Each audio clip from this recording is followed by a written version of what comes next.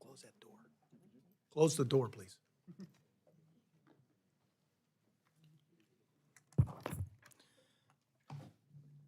Thank you. The Subcommittee on Financial Services and General Government will come to order. I'd like to welcome IRS Commissioner Werfel. This is the first time you've appeared before the subcommittee, and we look forward to discussing the IRS's fiscal year 2025 budget submission.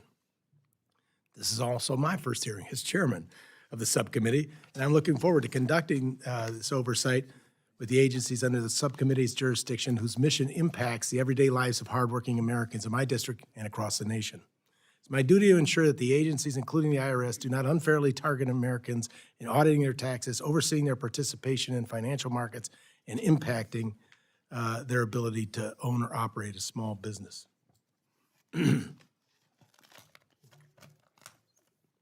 Start? Okay, thank you. The fiscal year 2025 budget request for the IRS is $12.3 billion. This is equal to this current fiscal year. However, the IRS is requesting an additional $24 billion in mandatory funds to rebuild an army of IRS agents and carry out a direct file system that Congress did not authorize, among other enforcement priorities. The IRS claims that the rescissions enacted as part of the Fiscal Responsibility Act undermine the nation's financial strength, when in fact requesting to reverse that cut on top of an additional $24 billion in mandatory funds does just that.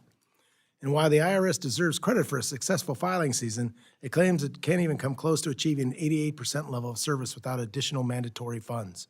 Specifically, Commissioner Werfel has said without additional funds, the level of service on the IRS main phone line could drop back to 30% levels in 2026.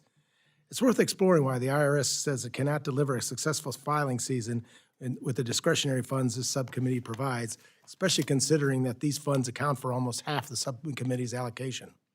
We need to get back to hearing from the IRS and how it is effectively deploying the discretionary resources to improve its modernization efforts and better secure taxpayer data.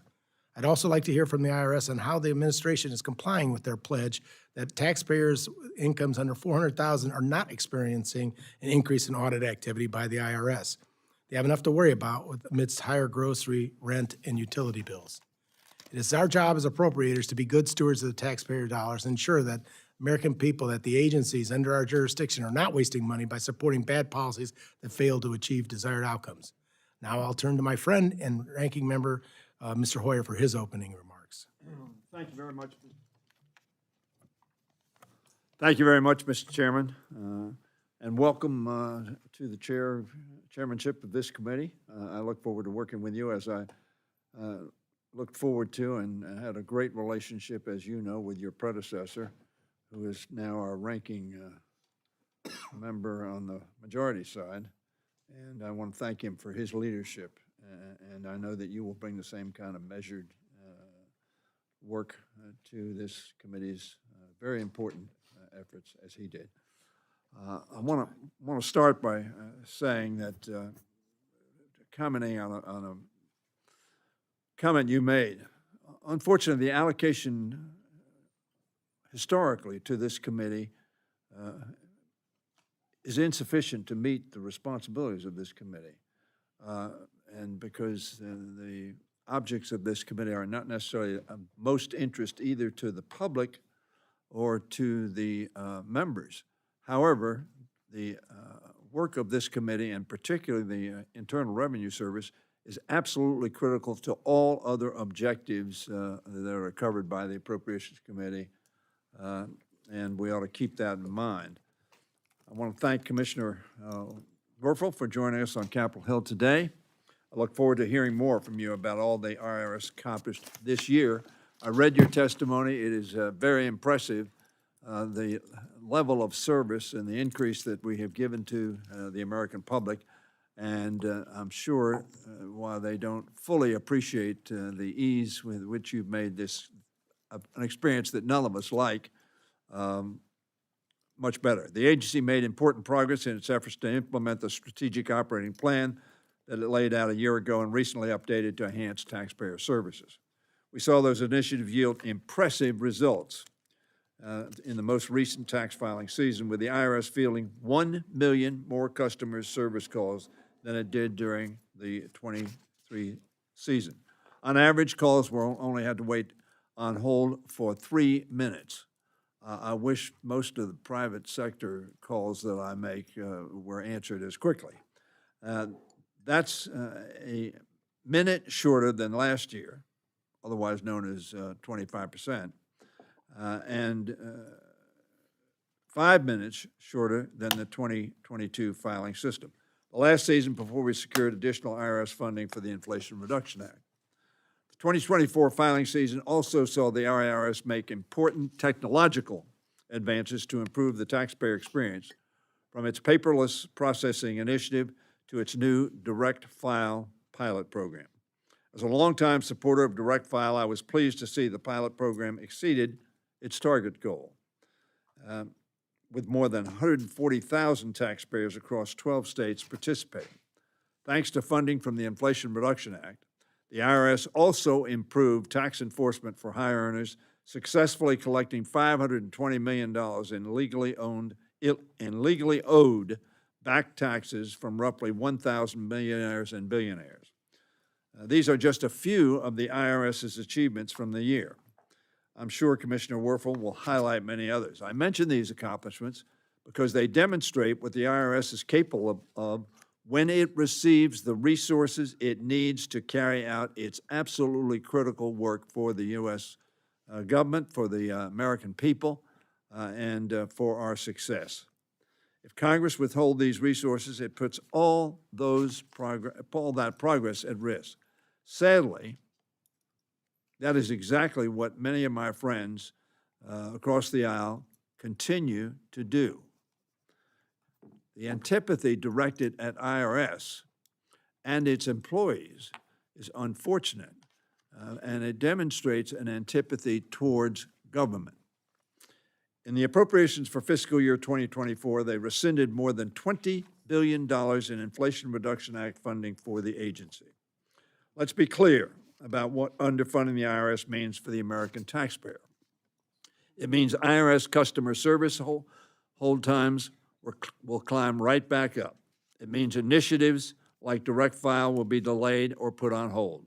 It means more high earners will be able to get out of paying the taxes that they owe under laws that are already on the books. Nobody likes to pay taxes, but all of us ought to pay the taxes that are legally owed under the laws that we pass.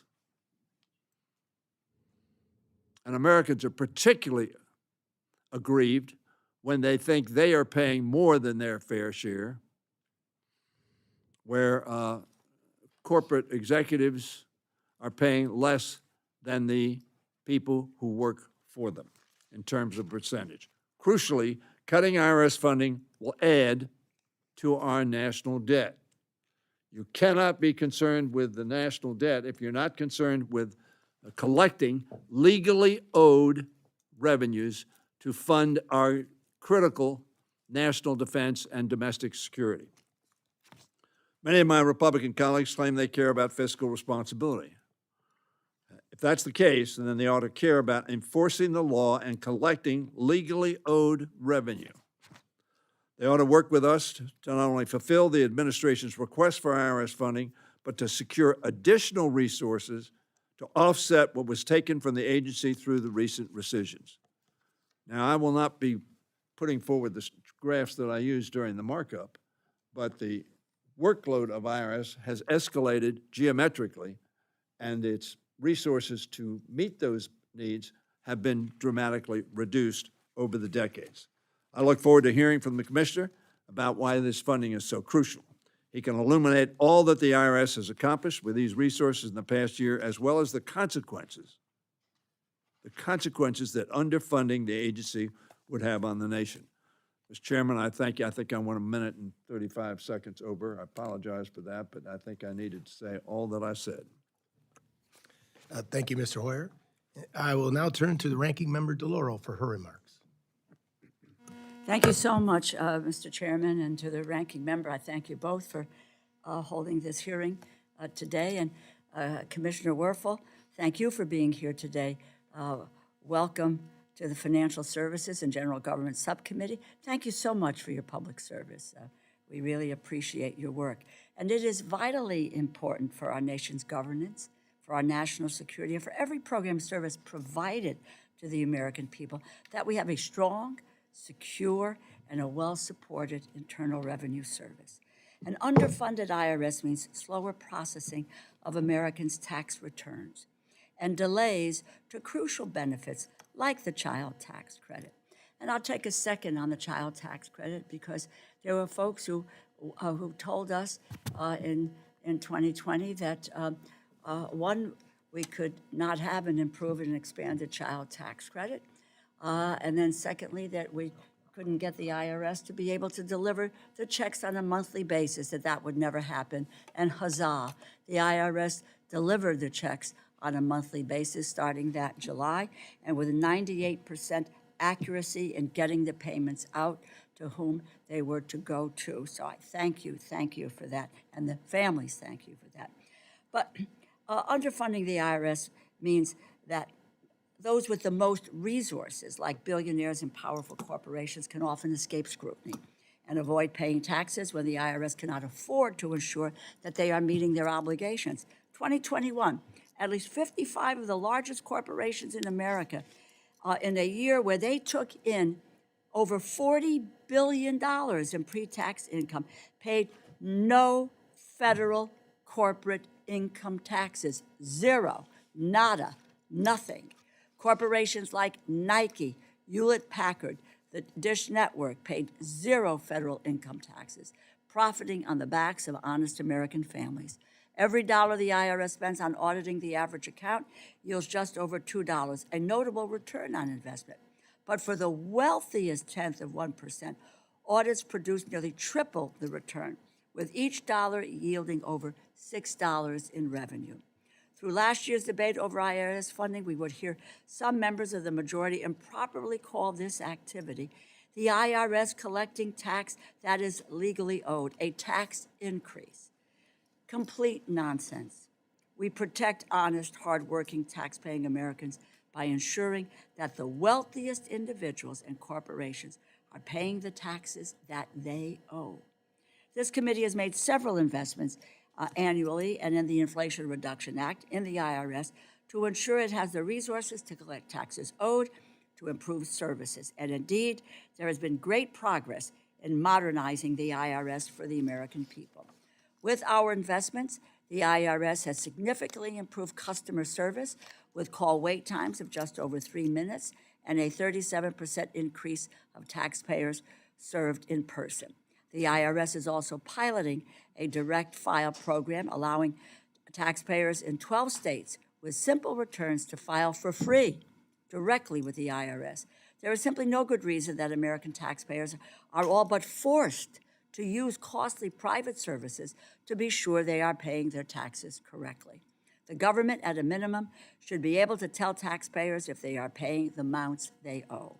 This is an important step forward in making government work better for people.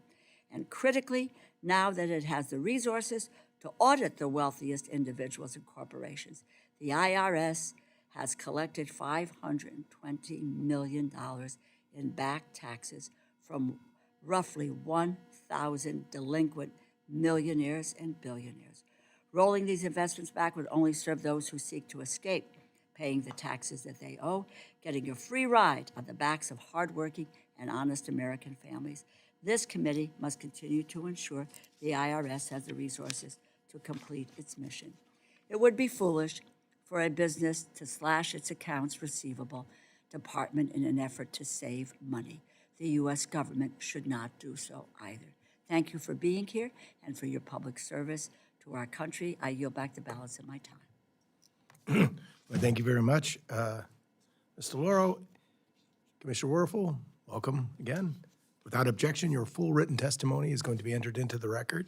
With that in mind, I'd ask you to give us a summarization of your opening statement in 5 minutes. Thank you. Chairman Joyce, Ranking Member Hoyer, Ranking Member Delauro, members of the subcommittee, thank you for the opportunity to testify on the filing season and the IRS budget. I'm pleased to report that we saw a strong 2024 tax season for the nation, one of our best in history. Through the April filing deadline, the IRS received more than 139 million individual income tax returns and issued more than 86 million refunds for more than $245 billion. The Inflation Reduction Act funding has enabled the IRS to have one of its best filing seasons ever in terms of customer service.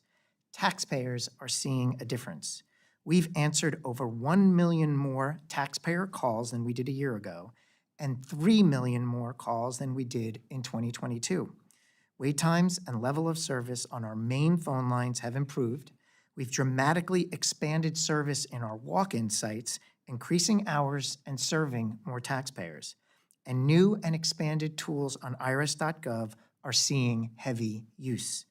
At the same time, Inflation Reduction Act funding has enabled us to begin making critical inroads in addressing tax evasion amongst the most complex and largest filers. This is a sharp turnaround from the past decade when we were hindered by a lack of resources. Our compliance work includes focusing on tax delinquency and non-filing among high-income individuals and tax evasion among the largest and most complex partnerships and corporations. As I have previously noted, we remain committed to following the Treasury's directive not to increase audit rates relative to historic levels for small businesses and households earning less than $400,000 per year. Historic levels will be defined by tax year 2018, where rates for all cohorts were at historic lows. Notably, audit rates for various groups are made public each year in our data book. Therefore, when the final audit rate for tax year 23, the first full tax year following the enactment of the IRA, is available, the public will be able to compare the rates to historical levels and confirm that the IRS successfully met Secretary Yellen's directive. In the meantime, we are working to develop a methodology that gives us additional information on the technical aspects to determine which taxpayers fall above or below the $400,000 income threshold. We will, of course, keep lawmakers and members of the public updated on this work as appropriate. The IRS anticipates increasing audits on the wealthiest taxpayers, largest corporations, large and complex partnerships by sizable percentages for tax year 26. For example, the IRS will nearly triple audit rates on large corporations with assets over $250 million in tax year 26, increase audit rates by nearly tenfold on large complex partnerships with assets over $10 million, and increase audit rates by more than 50% on wealthy individual taxpayers with total positive income over $10 million. That's where our focus will be. Again, I want to be clear, middle and low-income taxpayers should know that there's no new wave of audits coming. We are laser-focused on using new IRA dollars to increase scrutiny on those large and complex tax filers that are showing red flags for potential tax evasion. In all our transformation work, the IRS has still much more work to do on many fronts. This includes closing remaining gaps on phone service, expanding digital options, further strengthening data security, and supporting vulnerable populations by protecting them from scams and increasing access to refundable credits. We have an opportunity to build a 21st century tax agency to serve the American people in the manner they expect and at the level they deserve. Our ongoing success hinges on sustained investments to make sure that we have the right size workforce with the right training and tools. We also need a modern technology infrastructure with web-enabled tools for taxpayers. These are needed to serve the nation today and in the future. A critical part of the effort is the administration's fiscal year 25 budget proposal. It gives us flexibility and increases IRS transfer authority, helping us use available resources efficiently and effectively. It will also help sustain a new IRS baseline of resources and avoid immediate funding cliffs that would dramatically degrade our ability in many different areas, including the service improvements taxpayers saw this filing season. Chairman Joyce, Ranking Members Hoyer and Delauro, and members of the subcommittee, that concludes my statement. I would be happy to take your questions. Thank you very much. And quite timely, right there, just at 5:29. So we'll start in questions. We'll take 5 minutes. When you see the yellow light come on, you'll have 1 minute left. So the answers, questions and answers need to be done within that. I'll recognize myself first. Commissioner Werfel, the Inflation Reduction Act required the IRS to study the feasibility of creating a free e-filing tool for taxpayers to file their federal tax returns. The IRS completed the study in May 2023 and shortly thereafter created a pilot called Direct File, rolling it out in 12 states for those making less than $75,000 a year. The IRA mandated that the IRS study the feasibility of creating a free e-filing system. Under what authority did the IRS create the Direct File system? Congressman, I have two answers to that. First, the small-scale pilot, we believe, is part of a study of whether a solution like that could be deployed nationally. So we wanted to not just study in the abstract, we wanted to actually engage in taxpayers, see if the prototype could be built and could work. So part of the authority was the IRA requirement for a study. But the second authority is under Section 7803 of the code, which requires the commissioner and the IRS to administer the tax code in a way that serves taxpayers, meets the Taxpayer Bill of Rights, and we believe provides options for how they file. Just as when we went from paper filing to put, for example, PDF forms online with fillable entries. We didn't believe we needed authority then because we think there's a general authority for the IRS to move and evolve along with technology in the digital age to meet taxpayers and not need for any adjustments that we make to ask Congress for specific authority for all of these adjustments. What distinguishes Direct File from the existing free file system? It's really just another option. We want taxpayers, when they have to file, we want to reduce their stress and make the process easier. And one of the things that we've heard from taxpayers and various members of Congress is that an option where a taxpayer could file online for free direct with the IRS versus working with a software provider is an option that should be available. We encourage taxpayers to work to figure out what is the best option for them. And we know that many taxpayers have enjoyed and are satisfied with the commercial software they use, and they are free to continue to use that software. But there are taxpayers, and I've heard directly from them, that we're looking for another option. And what we're doing is testing whether we could provide such an option and whether there was a demand for it. Well, the IRS spent over $24.6 million on creating the Direct File pilot, and only 140,000 Direct File tax returns were successfully submitted. You're promoting this as a success, but less than 1% of the 19 million taxpayers eligible for Direct File submitted a successful return. The IRS spent $174 per return when the free file system exists. As chairman of the subcommittee, I look at wasteful spending, sir. Commissioner Werfel, why didn't the IRS encourage taxpayers to use existing free file system instead of creating a duplicative system and spending $24.6 million on it? Well, this is the exact type of debate we were hoping to have once we run the pilot and reported our results. There's a lot of different ways to look at the demand in the 140,000 taxpayers. We opened it up to the public in early March, so we didn't have the full filing season.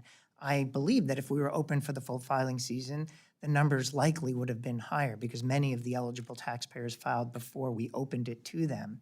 Also, we saw a significant ramp in demand over the course of filing season. So by the time we got to April 13th, 14th, we were seeing exponential growth. And I think that's because more people, as they started to focus on their taxes, looked at this option favorably. And in terms of the cost per return filed, a lot of what was built this year, if we were to go forward, has already been built. So we would expect that the cost per return will drop significantly in the future if Direct File goes forward. But we're glad that people are having this debate. We're glad that there can be an analysis and cost information out there to analyze the go forward. Well, the IRS included $75 million in our fiscal year 2025 budget request for Direct File, but we've heard that you may not go forward. Correct. Who at the IRS will determine if direct file continues? Yeah, we hope to make a decision fairly soon. We released a 40 to 50-page report detailing all of the findings from the pilot last week. We're now doing a variety of stakeholder engagement with all kinds of taxpayers and taxpayer intermediaries. I hope that over the next several weeks, we will complete that and be able to make and announce a decision. Thank you. And I recognize Ranking Member Hoyer for any questions he may have. Thank you very much. Let me start with a basic question. Let me start with a basic question. I've been on this subcommittee for a long time. And that is, how much revenue that is owed to the federal government under the laws that we have passed, not being paid because of a lack of enforcement, which is both a direct loss and an indirect loss. A direct loss by the money we don't, and an indirect cost by people who believe that they're not going to be checked anyway, so they will either go very close to the line or over the line. Congressman, we refer to that as the tax gap. It's the difference between the balance owed versus the balance paid, and we estimate it to be $687 billion a year. $687 billion Yes, per year. per year.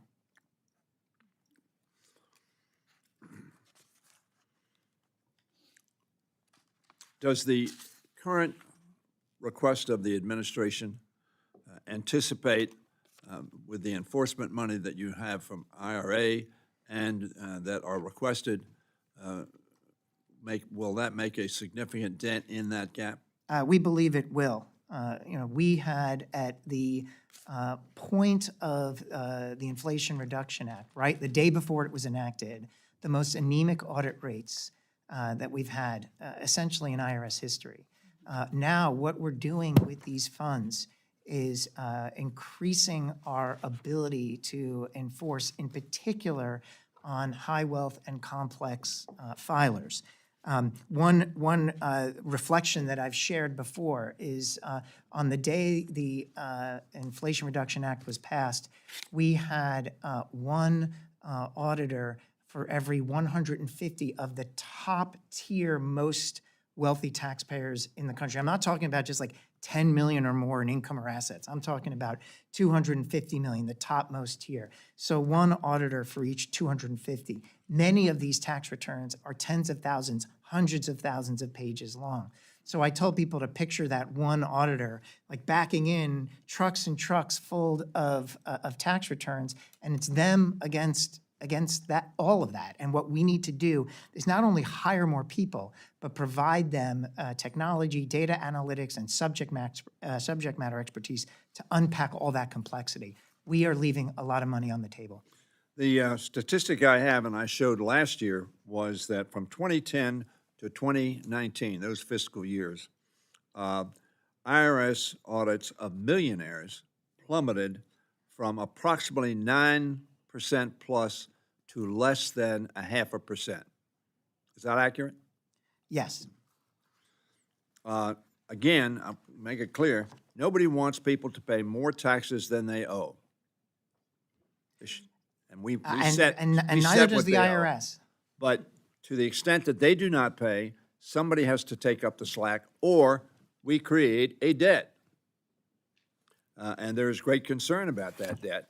But when you tell me that there's $687 billion per year estimated to be uncollected that's owed, that is a significant problem. Here's a particular peeve I have I want you to answer very quickly. I hear a lot of advertisements about, on the radio, some on TV, but mostly radio. If you come to us, you haven't paid your taxes, guess what? We'll save you $1,000, $10,000, 50% of what you owe, et cetera, et cetera. That seems to me a great disincentive for people to pay their taxes. Are you concerned about those advertisements?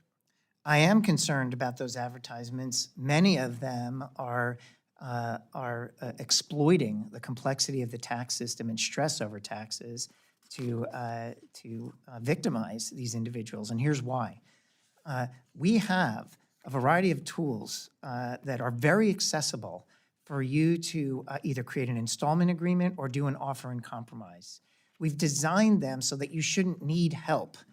They're very fluid to be able to get, and then you don't have to pay or give any financial risk to anyone who's claiming that they can get the IRS debt to go away. The reality is that we have programs in place. They're very accessible. We're working on making them more accessible. And those that believe they have to work with someone in order to take advantage of these programs are giving something away. That's why these businesses have the money to afford to advertise and to exist. And what we've learned over and over again from testimonials and from talking to taxpayers is at the end of this process, they are left with a mess on their hands. So we urge people to get educated. You're going to work with someone reputable, but really come to the IRS, search free help at irs.gov. There's a lot there that's navigable, and you might not need the help that the marketers are saying you need. Thank you. Thank you, Mr. Chairman. Thank you, Mr. Royer. We now recognize former chairman of this committee, but current chairman of Transportation, Housing, and Urban Development, Steve Womack. Go ahead, Mr. Bowman. Thank you. Commissioner, thank you for being here today. And in my previous role as chairman of the subcommittee, I always enjoyed the fact that you were very responsive to, to the questions that we had, though this is your first hearing before this subcommittee. I got a quick question about Taxpayer Advocate Service, and then I want to pick up on what Mr. Hoyer was talking about just a minute ago.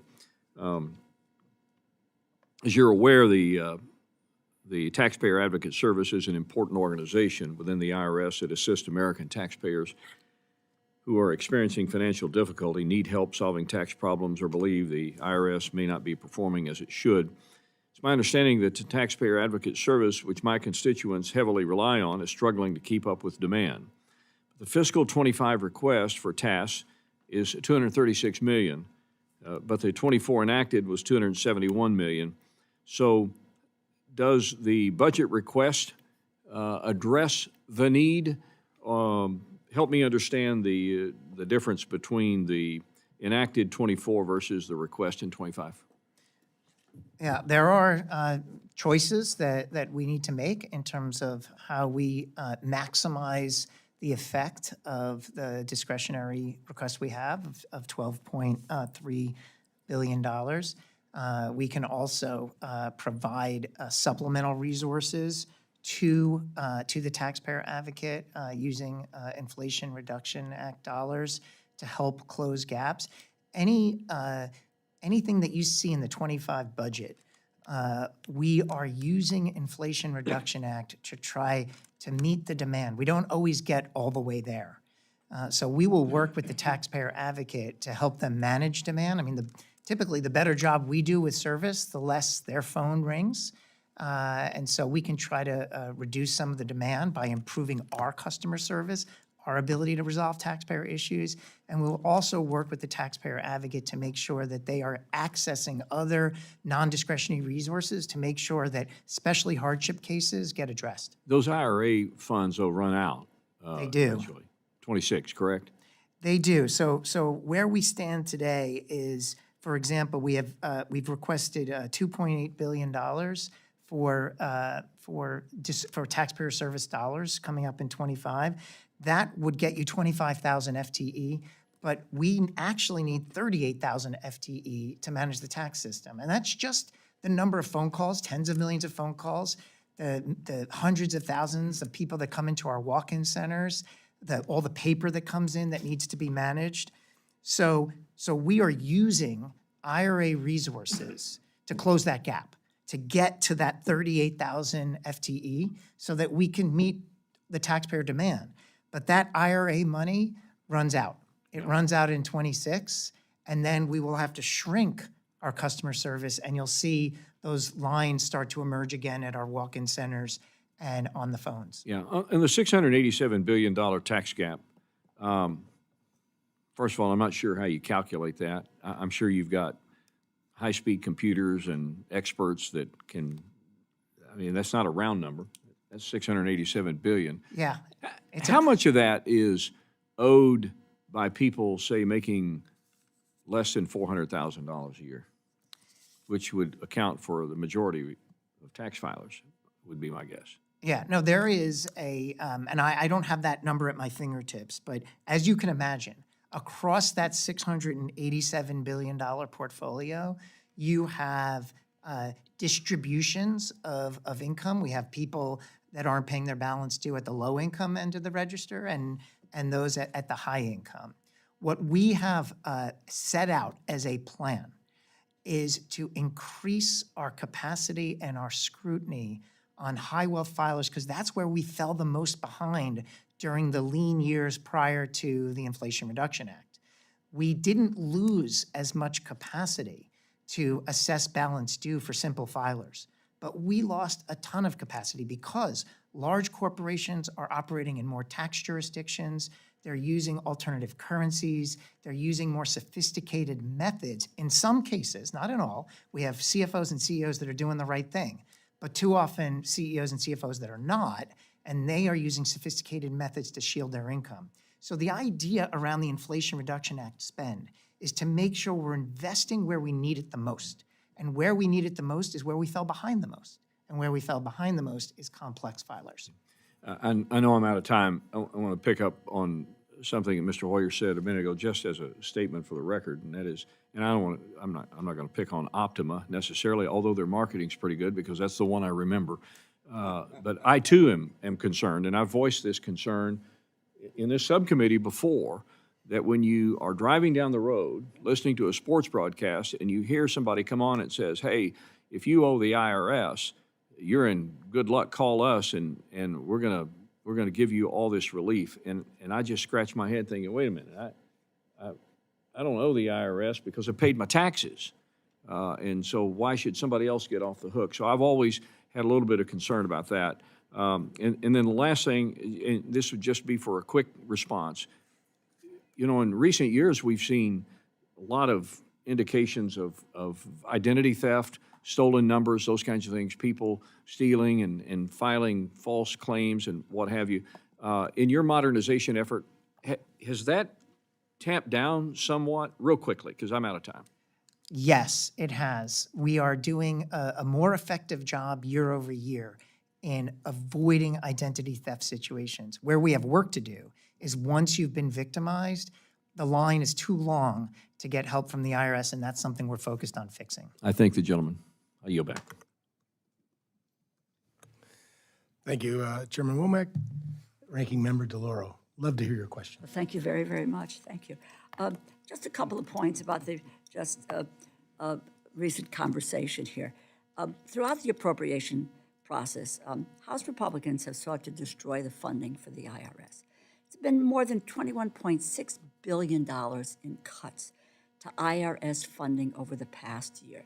We've heard about the tax gap, $687 billion.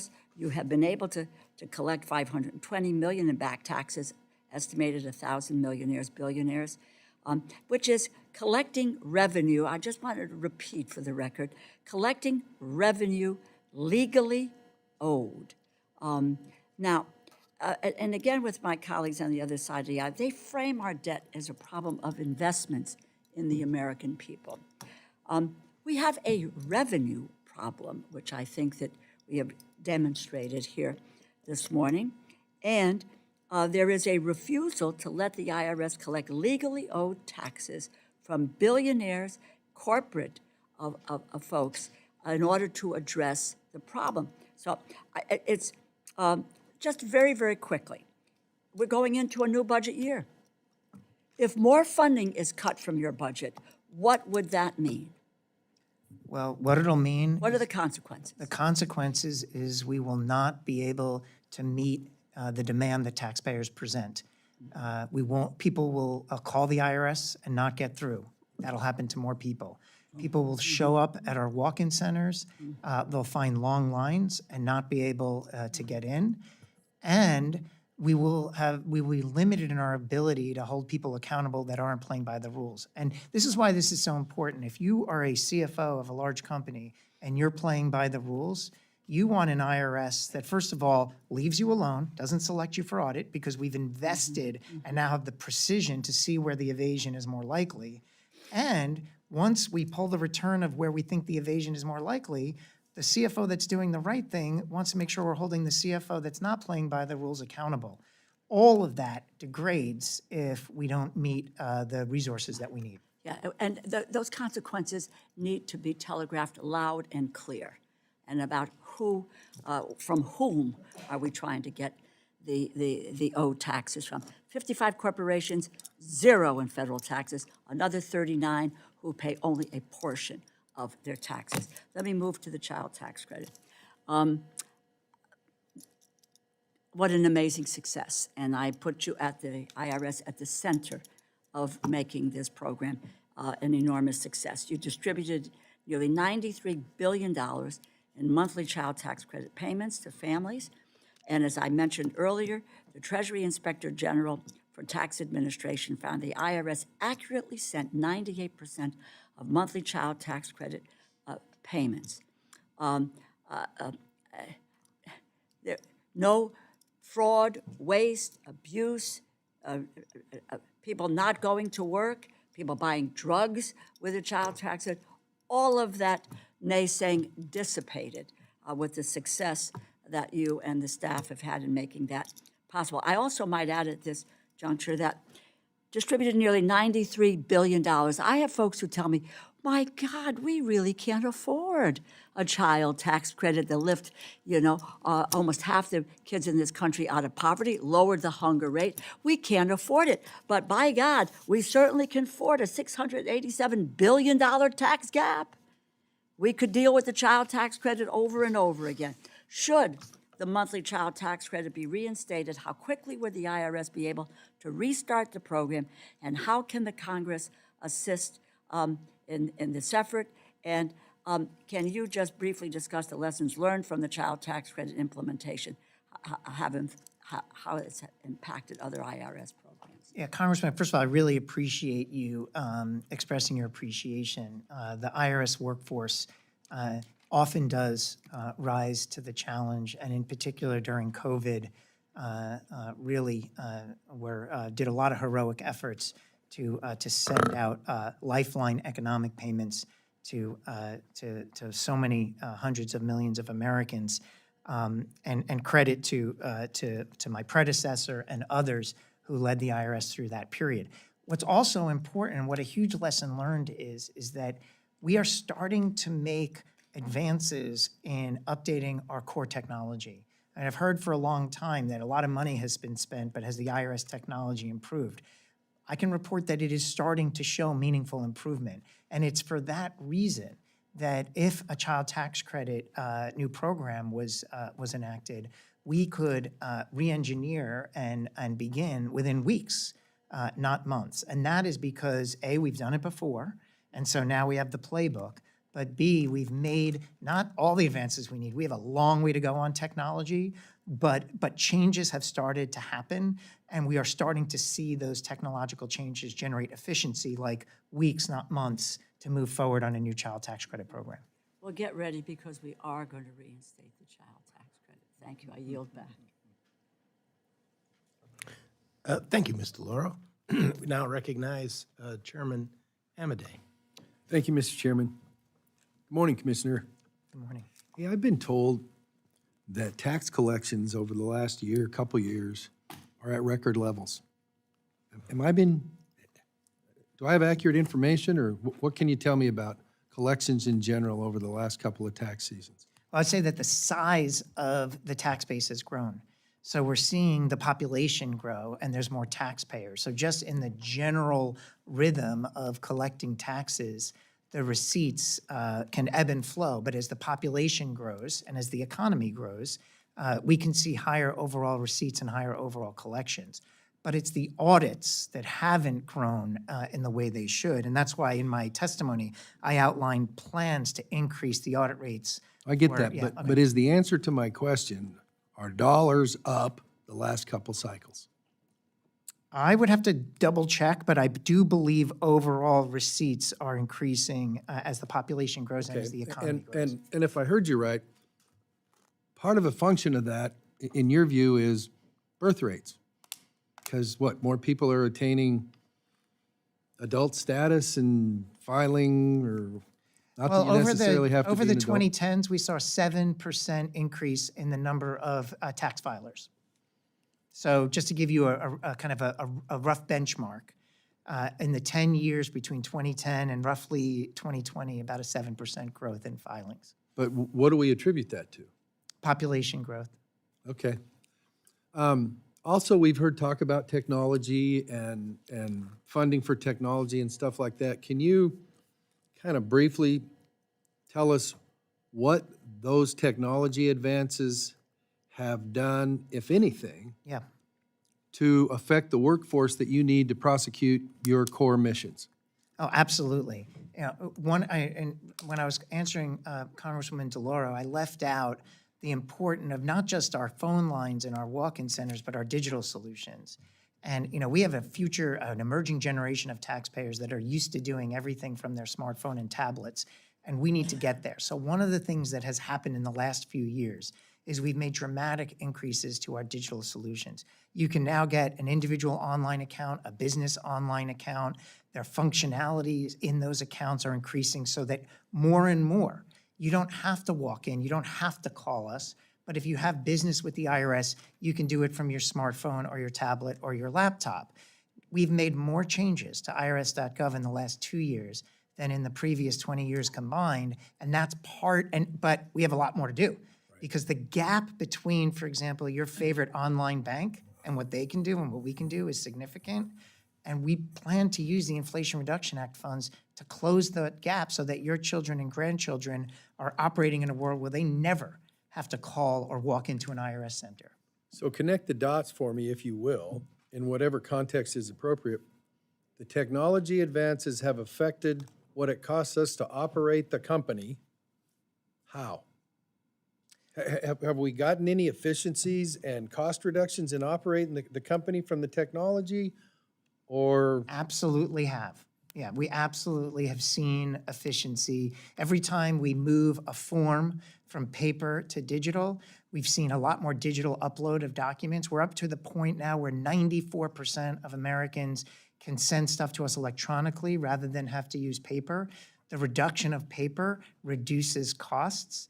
The issue is that the tax system grows at a faster rate than we can drive efficiency. And I'll give you a good example of that. The Congress passed a law requiring the IRS to build a new technology to do information reporting for digital currency. So there's a whole new program out there because of digital currency that we now have to create new infrastructure. So we have a new cost because we have to build a new system because there's new currencies. That system has to be both built and maintained. So even though we may be driving efficiencies in these legacy systems that are in place, making them more efficient, when Congress changes the code and adds new requirements, our overall resource base grows. Last question. Some members have referred to, with specific numbers, corporations. X number of corporations pay whatever, X number. Can you tell me what, if anything, you're doing, if it's finite, what are you doing to prioritize going and getting those 55 or whatever with your existing assets? I would assume that if that information's out there and they're not paying their fair share, that you've got a top 10 list or something where it's like, we're going after A, B, C, and D because they're at the top of the list. We absolutely do. In fact, we have a top 1,600 list, 1,600 millionaires and billionaires that owe back taxes. We have 125. So are they, tell me. Yeah, we're real collecting briefly. from them. They've heard from us. We've collected 500 million so far and more to go. We've sent letters to 125,000 wealthy individuals who haven't filed since 2017, and they're hearing from us. We've Is launched that data available from you? Is that public information? public information. Good. Thank you. My Okay. time has expired, so I yield back. Thank you. Mr. Pocan? Yep. Thank you, Mr. Chairman, and thank you, Commissioner. So how much was it again to create the direct file system? It was 26.4 million of IRS funds. 26, 24.6. 24.6, okay. And do you know how much is made by the tax preparation industry annually? I don't have that number, but I know it's in the billions. I looked up one company, Intuit, 14.3 billion. They had a 13% increase. H&R, 35 billion. It's big money. Their lobbying alone was $93 million, which is almost 4 times what it cost completely to create the direct file system. That would save taxpayers an enormous amount of money if more people would have access to direct file. Isn't that correct? It could, and we want free file to expand. We think one of the things about the free file program is not enough people are taking advantage of it. And this past filing season, we saw an 11% increase in free file. Some of it direct file, some of it free file with the software providers. We're happy about that. And what can we do to do that? Because I know one stat, and I've heard a couple today, so I'm not sure if this is correct, but 70% of people would qualify for the direct file, but like 3% use. What can we do to get more people to be able to have that information? You know, it's just like when we were talking earlier about people getting scammed by too good to be true advertising. We have to do more outreach, and we plan on doing a lot more outreach. And one of the questions earlier was, are you getting more efficient? And we are. What do we want to do with new capacity? There's more help that's needed in underserved populations. We had 7 million taxpayers last year eligible for EITC that didn't claim it. We need to close that gap. And in working in underserved and distressed communities, we can share more information about tax scams, what to be on the lookout for, and what are free options for you to file. And we want them to have choice. We want them to be educated to know, well, I can file for free with the IRS direct, or I can use a commercial software. Let me try both and see what works for me. The idea around direct file is really another option with the overall objective of serving people that can't afford an accountant and need more help. Well, and we require people to pay taxes, so the fact that we would provide something for them to do that only makes complete sense to me. And to that, you talked about the money that doesn't get to low-income families. I think 12 billion in tax credits they think are left on the table. Is there a way to auto-file some of that information with this system so that when people, if they do direct file, some of that could be included since you receive it electronically? There is a lot of study that we need to do to understand the future of tax filing. Right now, where we stand today, it is up to you to enter your information, and you are the final arbiter of what your tax return is. There are other countries, other nations that do it very different. They present, you're still the final arbiter, but they present to you a completed tax return, and you thumbs up and thumbs down.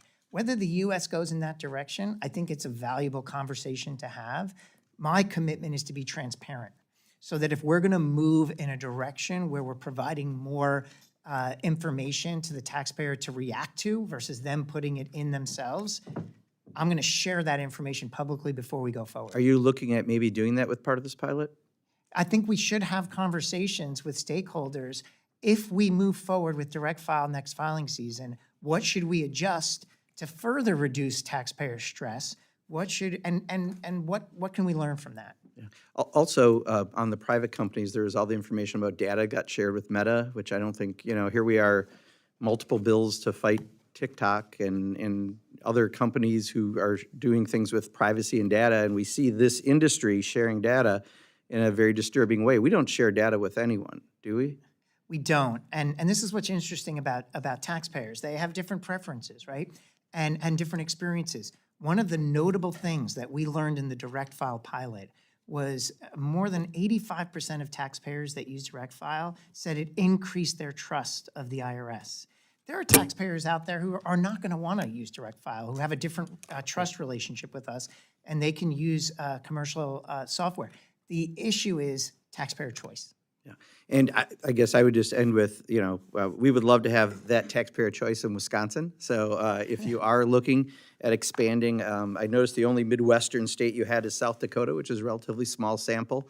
Upper Midwest would certainly love to be included, or at least Wisconsin. I'll speak for Wisconsin. And if you could do that, we would really appreciate it, because I'd love to save my constituents money. Thank you. Thank you. Yield back. Thank you, Mr. Pocan. We recognize Mr. Molnar. Thank you, Mr. Chairman. Commissioner Werfel, just last Friday, Treasury issued a final rule on the 30D tax credit, which included relaxing restrictions on sourcing graphite from China. And as you may know, the People's Republic of China passed new critical mineral export controls last October, which allow the PRC to restrict graphite exports to any country for supposed national security reasons. There is clear evidence that these restrictions are already happening. Last June, European battery manufacturers were unable to source graphite from the PRC, causing negative repercussions for battery production in Europe. That's according to the European Commission. Commissioner, do you believe the tax dollars of hardworking Americans should be given to foreign entities of concern or their U.S. subsidies? We have a responsibility at the IRS to work to find the right outcome. Treasury ultimately has the final discretion on what a notice or a final rule will indicate. I know, just based on the fact that we get a lot of public comment and a lot of differing opinions on how we construct a reg, what kind of outcomes it will have. I think it's a healthy dialogue to have. I think ultimately what our responsibility is at the IRS is to make sure that we're carrying out the laws dispassionately and on an evidence base, and that's what we try to do.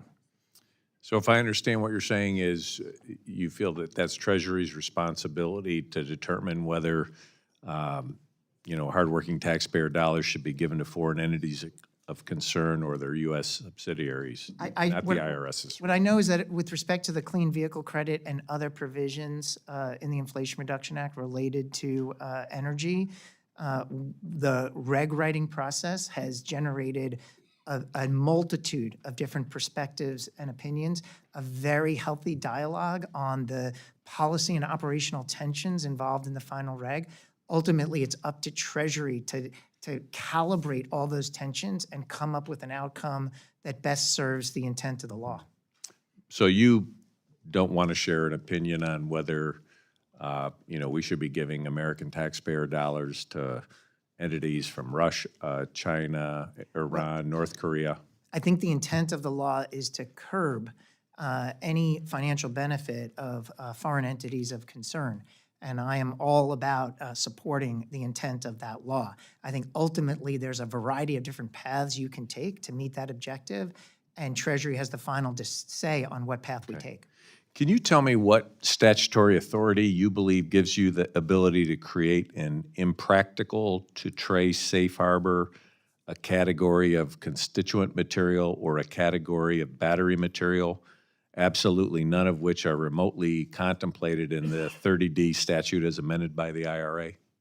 That question I'm going to have to get back to you on to understand from Treasury General Counsel and Office of Tax Policy what legislative authorities they've relied on for reaching any conclusions under that regulation. Okay, and I would welcome any a letter or some communication from your general counsel to just establish the likelihood that these provisions would even withstand legal challenge by a taxpayer. I can commit to that.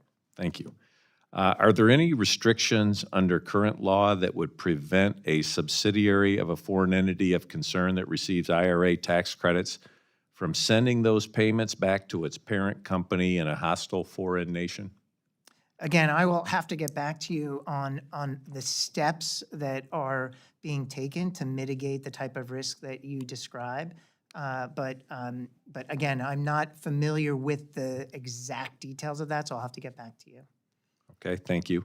Are there any measures that you intend to implement to ensure that taxpayer funds are not directed to such entities, considering the broader implications for national security and economic independence? Yes, I mean, now you've hit on the responsibility that the IRS has, is once the decisions are made in terms of the parameters, the guardrails, the what is legal and what is not from a regulatory standpoint, then the IRS has to stand up the infrastructure, including the fraud detection, the program integrity issues, and therefore we will build what I call a risk register to understand what are the top issues that will degrade the integrity of the program and the intent of the law and the regulation.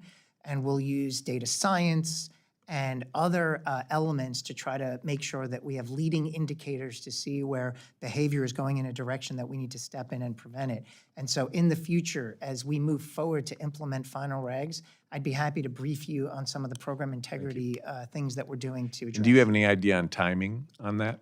I'd not at my fingertips, but I can get back to you on proposed time. Okay, thank you. I yield back, Mr. Chairman. Thank you, Mr. Molnar. We'll now recognize Mr. Bishop for any questions he may have. Thank you, Mr. Chairman. Commissioner Warfield, thank you for your testimony, for being here, and let me thank you and your team for your hard work and doing so much with limited resources. There's been a lot of discussion this morning about the tax gap, and it's my understanding that between 2010 and 2022, the number of examining revenue agents who handle complex enforcement cases fell by 40%. That the field collection revenue officers who manage the difficult collection cases dropped by 54%. Can you tell me how the loss of so many highly trained enforcement staff are vital to ensuring the integrity of the tax code? How has that prevented IRS from addressing the tax gap and generating the much-needed revenue to reduce the deficit and pay for other priorities? That's my first question. And I have two other questions that are relatively short, so you can take short answers. One is what the IRS is doing and what efforts you're deploying with regard to artificial intelligence to crack down on tax evasion, and whether or not you're developing artificial intelligence tools in-house, or are you collaborating with outside experts or contractors? And the final question is relative to rural taxpayers. Many of my constituents live in rural areas, and they don't have access to high-speed internet. So when they file their returns, they do so by paper rather than online. And what is IRS doing to speed up the processing of the paper returns? Thank you, Congressman. Let me start with your first question, which is underfunding means two things. It means we don't have the right number of people, we're not right-sized, so that therefore we don't have the scope and the reach that are necessary to address tax evasion where it's happening. And the second thing is we're not making the right investments in subject matter expertise and in analytics, including AI, to make sure that we are unpacking the complexity. We are finding the right taxpayers to audit and leaving the taxpayers that are playing by the rules alone. It degrades both our scale and our depth of knowledge, and it means that that more evasion will occur, and that will create uncertainty in markets and be very challenging for those companies and partnerships that are playing by the rules and expects the IRS to hold people accountable to play by the rules. Your second question, just bridging on the AI, how are we using AI in enforcement? You know, the analogy that I'll use is a chess game. When we are looking to select audit amongst some of the largest corporations in the world, those that aren't playing by the rules are shielding their income in very sophisticated ways. An example might be they're operating in multiple tax jurisdictions. They're doing a significant amount in the US, but they're moving all of that economic activity as they're presenting it to a better tax rate jurisdiction, when the reality is that activity is happening in the US. How do we detect that? That's a chess move by them. And what we're deciding to do is rather than just have the human there playing that chess game, we're getting the computer to advise us. It's still the human's decision. It's the IRS employee's decision on what the next move should be, but we're having the computer help us calculate all the permutations of the moves so that we're better at the chess board and can catch the evasion more effectively. In-house or outside? Both. We have important partnerships with the private sector, but ultimately, decisions on audit selection is inherently governmental, and only IRS employees make those decisions. And the rule? Yeah, I mean, this is a really important Paper point. filing? Yeah, we have done significant improvements in managing our paper backlogs. They were significantly outsized during COVID, and now they're back all within what I call tolerance, with the exception of the employee retention credit, which is a different thing, so, and a different challenge. But more work is needed, and what we really want to see is increased access to high-speed internet all over the country so that those taxpayers can avail themselves. But we will meet them where they are. And if they have to file in paper, we will do better in paper. And also, we will set up, and we've been doing this more and more, walk-in centers, we call them pop-up walk-in centers, where we are going to rural communities that are more than 100 miles from a city center and setting up shop with a walk-in center so they can get help if they need it. Thank you, sir. Thank you, Mr. Bishop. Recognize Mrs. Henson now for any questions she may have. Thank you, Mr. Chairman. Thank you, Commissioner, for being before us today to discuss your budget request. As I'm sure you'd agree, based on your testimony, federal agencies, including the IRS, are in the business of customer service, which is crucial that our taxpayers get that high level of support. It should be the top priority. And as you mentioned, millions of Americans are interacting with you through the annual filing season. So it is critical that they are able to receive those timely responses and get the feedback and returns that are rightfully owed to them. As I say to Iowans, it's their money, not the government's money, right? So throughout the past filing season, my team has been hearing from constituents who are concerned they cannot go to their local IRS office in person to pick up their tax forms or filing instructions. And I think a lot of that is due to in-person work challenges. And you noted in a House Ways and Means hearing earlier this year, roughly 50% of IRS personnel are in the office at any given time. So do you believe that this is still the case, that it's about half? And how are you tracking how many employees are currently in their offices to do those services, like you mentioned, pop-up offices as well? Yeah, so there's tens of thousands of IRS employees that are always on site. These are people that are, for example, managing the paper that's coming in and doing submission processing, but it's also our employees in our walk-in centers. There is no remote work in any of our walk-in centers around the country. We have, since the start of the Inflation Reduction Act, reopened or opened more than 50 walk-in centers around the country. They're Are virtually those being staffed every day, though? fully staffed every day. Here's the challenge that we see. We move to an appointment schedule during the week, and we have more taxpayers coming than we can handle in a lot of cases because everyone else has an appointment. So we started opening Saturday hours, and that's not by appointment. And sometimes, and a given walk-in center can serve about 300 people a day on a Saturday without appointment, but sometimes 400 or 500 people show up. And this is why it's so important that we continue to make sure that we're right-sizing our footprint to meet the demand. So if we can serve 300 people in a city center in Iowa, and 500 people are showing up, that tells me there's more people that are needed, and we need to improve our digital solutions as well. But in the walk-in centers, those are no one works from home, and they are fully staffed right now. Well, I would just urge you to continue to keep an eye on that, because if that demand exists, we need to be responsive to that, number one. Absolutely. Because I get a district report every single week from my casework team, and it's never less than 2 to 1 in terms of agency interactions. IRS is number one that our casework team has to deal with. So when I look at reports out from GAO, 61% of IRS responses to mailed taxpayer inquiries were considered late. I'd like to see that number improve. That's up from 55% in the previous filing season. So I guess, what are you doing on the staff front when you mentioned these tens of thousands of employees that are in the office? What are you doing to speed up that correspondence and make sure that's timely? Yeah, so if you look at our filing season, I look at it as a balanced scorecard.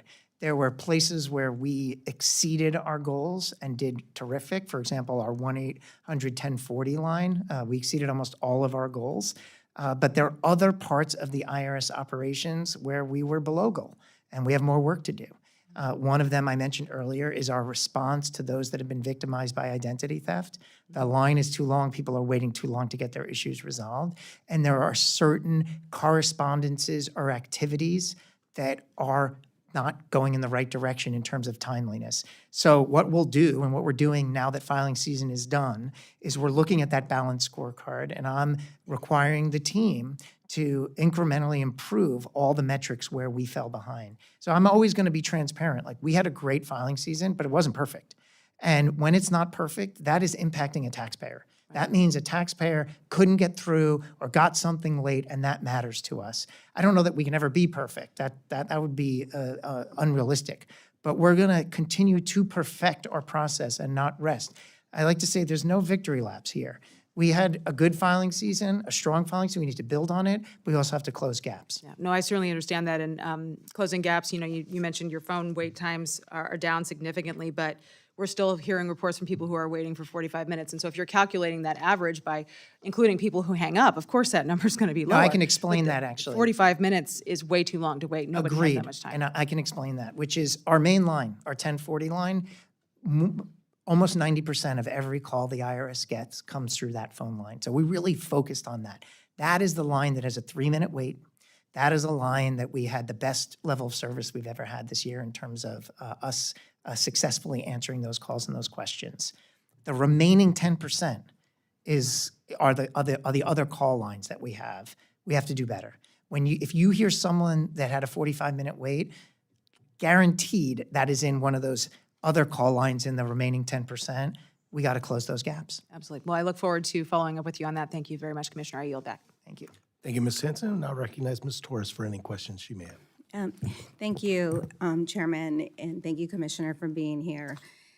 Former President Trump's 2017 tax scam was the biggest tax increase to middle-class property owners through the use of SALT. How SALT worked for folks that may not know how it worked. Property owners agreed to tax themselves or to pay for public bonds to build libraries, police stations, maybe a bridge, and local infrastructure. And in exchange, they would be able to use that money and to take a deduction on their taxes based on that. It has had a significant impact on California property owners. It has had a significant impact on property owners in states where this was practiced. It was not a free gift to those property owners. It was an investment that they made in the communities. Most of those communities, the federal government has failed to provide proper funding for housing and for all of those things that they chose to tax themselves on. I'm interested in hearing what you are hearing from our taxpayers, how they have been impacted by this, and is there anything that you can help with to alleviate SALT? So the role that I have as IRS Commissioner is to make sure that I understand what the experienced taxpayers are having with the law on the books, in terms of getting the questions answered from the IRS, getting the forms they need. Part of that experience includes how they are experiencing changes in laws, and that's what I'm interested in. Yeah, and that is actually something that's more in Secretary Yellen and her team's wheelhouse. Okay. So any concern, the concern that Congressman Molinar raised on the clean vehicle credit and these concerns, I will bring back to the Treasury Department and make sure that we provide fulsome answers. So let me go to the IRS audit of the working poor. Yes. Which has been covered by so many of my colleagues already.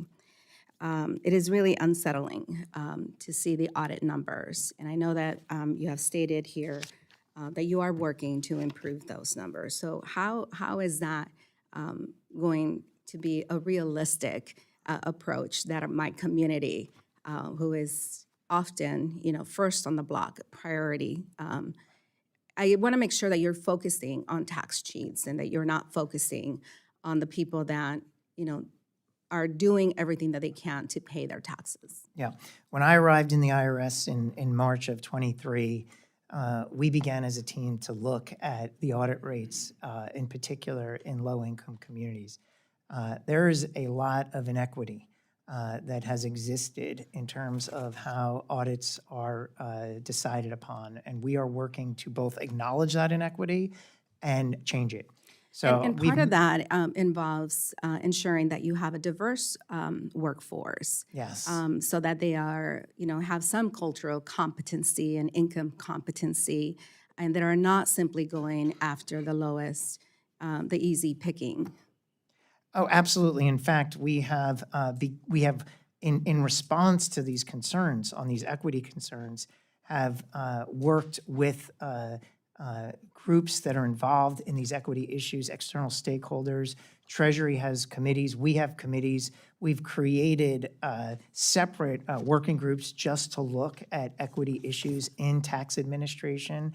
And we've already taken steps. For example, I've announced a dramatic reduction in the number of audits related to the earned income tax credit because we believe that that will do two things: address inequity by substantially reducing the volume of those audits, but actually put that audit resource to better use and move it to areas of the tax gap that are more concerning. Let me go to another issue that is critically important, and that is nonprofit tax compliance with nonprofit agencies.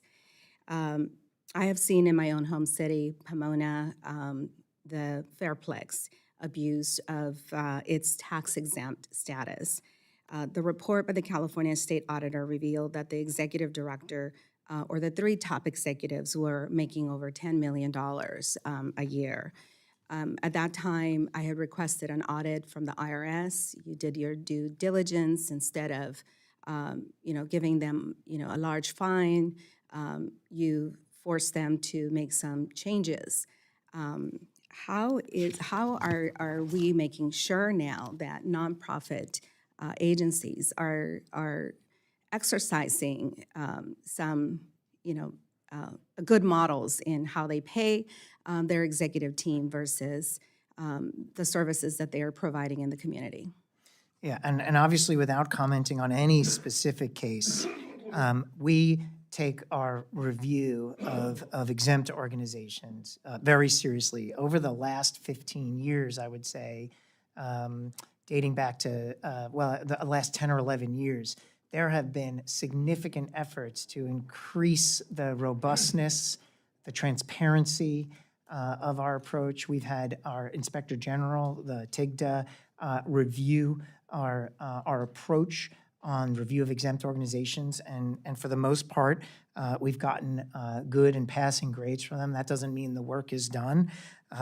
We have the ability to continue to understand from congresspeople like you and others where are there activities going on in our EO review process that are leading to bad results. Either someone is not found to be exempt that should have been, or someone is found to be exempt that should not be exempt, and ongoing activities. And we're open to that My feedback. time has expired, and I'd love to continue this conversation with you at another time. I apologize to you. No problem, Ms. Torres. Now recognize Mr. Cloud for any questions he may have. Thank you, Chairman, and thank you, Commissioner, for spending some time with us today. One of the many grievances in the Declaration of Independence against the King of Great Britain was that he has erected multitude of new offices and sent hither the swarms of officers to harass our people and eat their substance. A lot of the American people feel that way about our government right now, and a lot of that's on Congress, obviously, because no matter how much money we bring in, we spend more and we don't do it in necessarily the most efficient and effective way.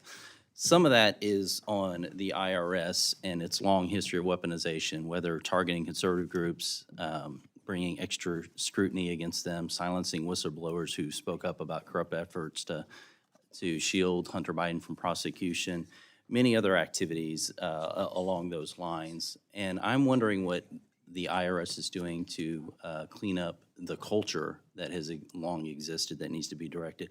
I'll just give you an example. There's a letter to Christians Engaged a couple years ago in which it was said, this is part of the letter that the IRS wrote to them denying their 501c3 status. It said, you educate believers on national issues that are central to their belief in the Bible as an inerrant word of God. Specifically, you educate Christians on what the Bible says in areas where They can be instrumental, including areas of sanctity of life, the definition of marriage, biblical justice, freedom of speech, defense, borders and immigration, U.S. and Israel relations. These Bible teachings are typically affiliated with the Republican Party and candidates.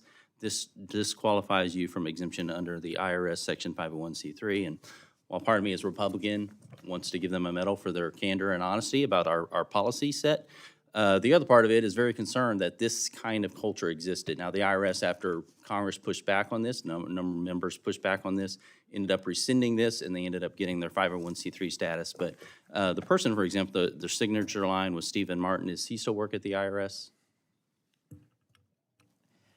Congressman, I'm not going to comment on any specific matter or on the status of any employee in a public setting. Was there any disciplinary action taken toward this? I would have to look into that specific matter and get back to you. Okay. The rules of the Internal Revenue Service explicitly prohibit 501c3 and 501c4 nonprofits from engaging in planned activities that violate law or induce the commission of a crime. That goes on, the IRS revised Rule 75-384 states explicitly that even anti-war protest organizations committed to world peace, if their primary activity is demonstrations in which demonstrators are urged to commit violations of local ordinances and breaches of public order, that they would not qualify for tax-exempt status. Right now, we have a number of protests going across our college campuses that are being sponsored by a number of organizations. Have any letters been sent to these organizations to let them know that their 501c3 status could be in jeopardy? So let me respond in a couple of different ways. First of all, as a person versus a commissioner, I see activities going on. Anytime there's violence, there's hate, it's heartbreaking. I have to divorce from that as the commissioner. I have to do the job as commissioner in a way that I'm following all required procedures. And while I can't comment on specific cases, I will tell you that Has the IRS sent any letters to let them know that their 501c3 status may be in jeopardy?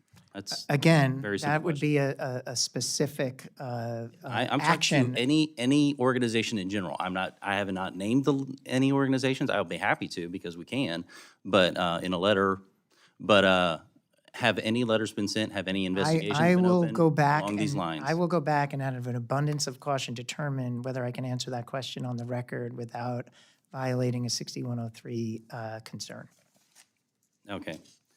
Along the lines of Ms. Henson had asked, right now you are telling us basically that if we don't up the IRS budget that we will see a degradation in services.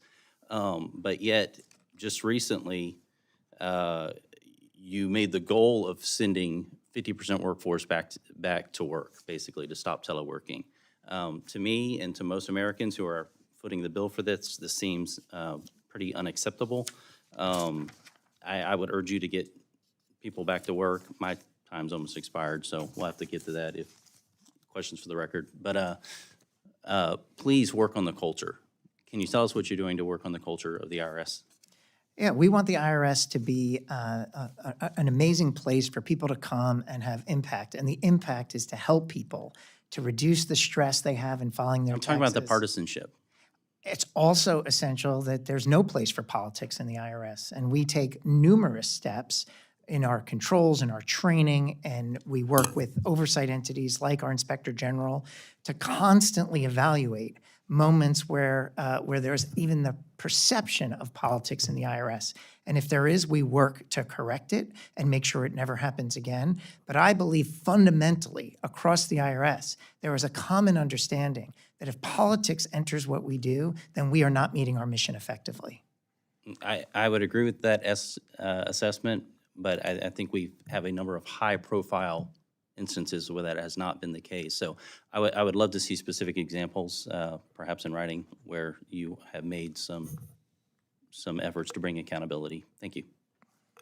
Thank you, Mr. Cloud. Now recognize Mr. Carl for any questions he may have. Thank you, Mr. Chairman, and thank you, Commissioner, for joining us today. I know you look forward to this every year, right? I do. Okay, good, good. As you know, the Tax Cuts and Jobs Act, which was passed in 2017, is set to expire at the end of 2025. With small businesses making up 99.4% of Alabama's businesses, and as a former business owner myself, what impact will this have to my constituents, The small businesses? the expiration of the TCJA, is that your Correct. question? I have not done a kind of an economic assessment of the TCJA. That falls more with the Treasury Department. In terms of whether the expiration of the TCJA leads to administrative implications for small businesses, I'll have to assess that and get back to you. So you're saying you don't know that if it's going to raise small businesses' taxes or not? Is that what you're saying? Well, I'm not prepared to provide an analysis of that. That is something that, if I was to provide an analysis of it, I would have to do it in concert, in consultation with the Treasury Department, and I have not run that analysis. Well, keep in mind, this administration is quote-unquote focused on not raising taxes on anyone making less than $400,000. That is my And I'll understanding. promise you, out of this 99.4%, there's probably 90% of that is under 400,000 range. It's going to raise taxes. And I think we both review that as a tax increase. Does the IRS have any plans on, provided this 2025 date expires and we have done nothing, does IRS have a plan to educate and give guidance to these small businesses across the country? Has that already got put into place? As I said, based on this question, I will go back and make sure that we understand what implications, not from a tax rate standpoint, that's more for Treasury, and I'm happy to work with Treasury and get an answer to your question there.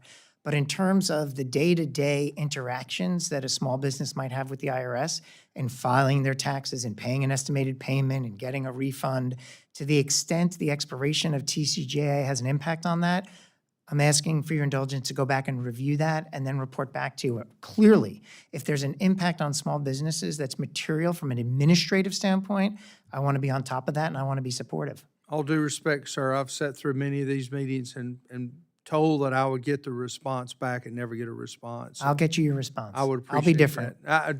Well, I like that. I like being different. The IRS hired up. Excuse me? Oh, okay. I do like being a little different. It's okay.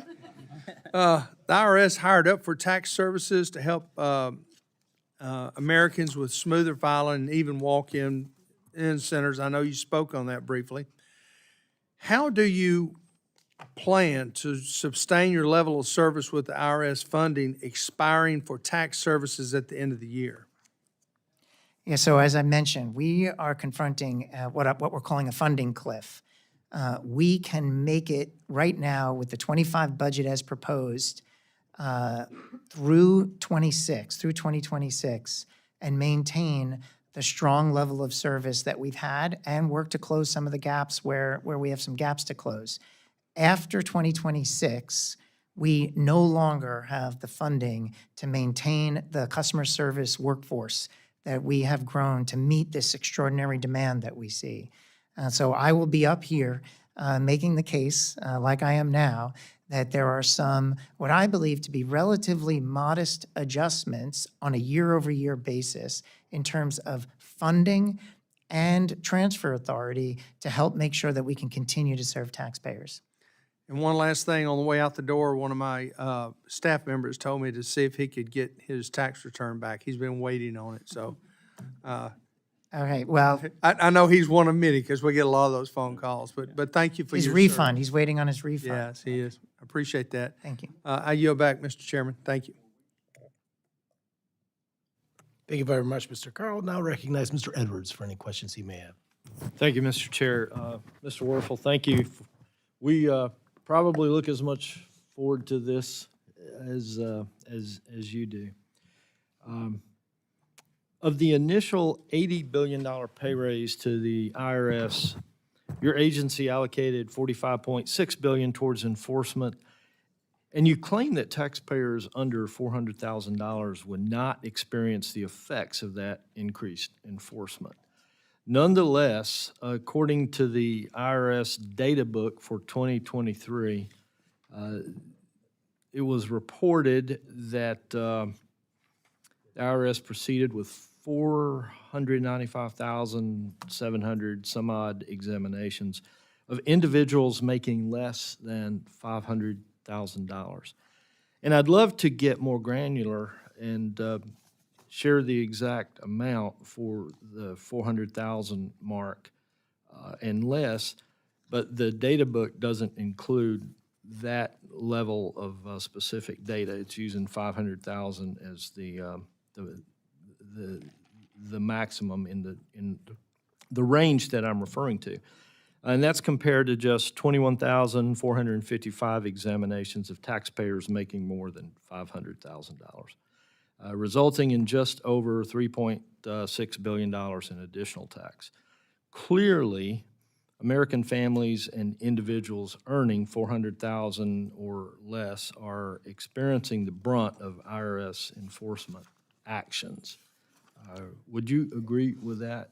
I would not, Congressman. And your basis in disagreeing would be?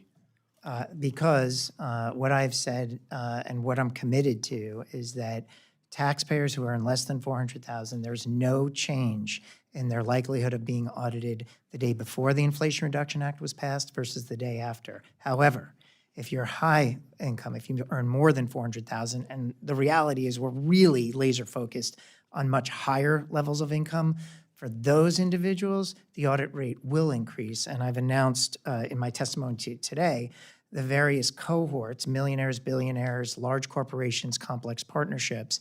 We intend to significantly ramp the audit rates between now and 2026. But if you earn less than $400,000, we peg your audit rate back to 2018, which was a historic low, 0.3%.